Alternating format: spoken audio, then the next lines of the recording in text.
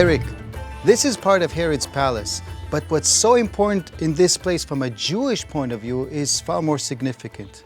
Okay, we have evidence here of the triclinium, of this place being like a reception hall, but some 70 years later, as it turns out, benches were added around the walls here, enabling a large number of people to convene, to sit together. In Greek, it's called to synagogue. Reminds you of a word in English? Synagogue. Synagogue. This is a very, very ancient synagogue. It's one of the first recorded by archaeology.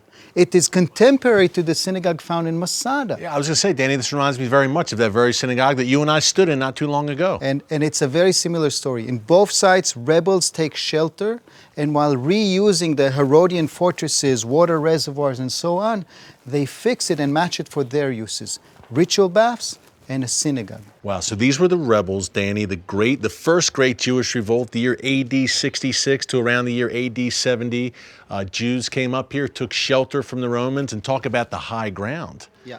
Amazing. And unlike Masada, when they're sitting here, they can maybe even see the smoke of burning Jerusalem. And they're probably sitting here thinking, oh my God, literally my God, what are we going to do? Our temple is gone.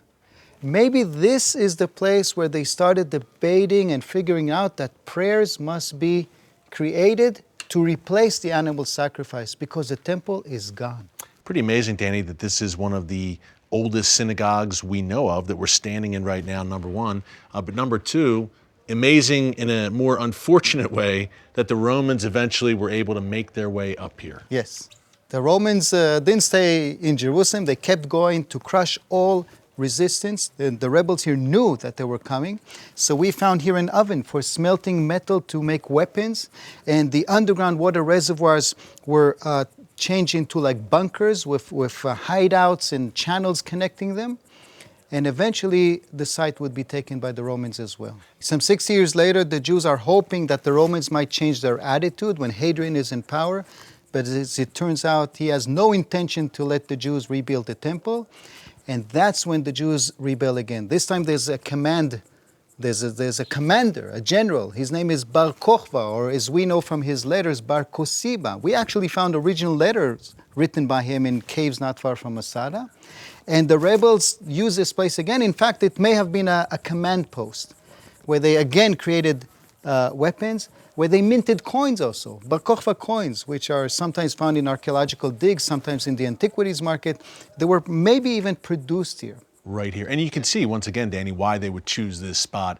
As Herod designed it, it's high ground. You're looking down upon Jerusalem, Bethlehem, Hebron. It appears impenetrable from the outside, but the Romans made their way back up here again with the Bar Kokhba rebels, just like the first time. Yes. Again, the Jewish resistance was crushed.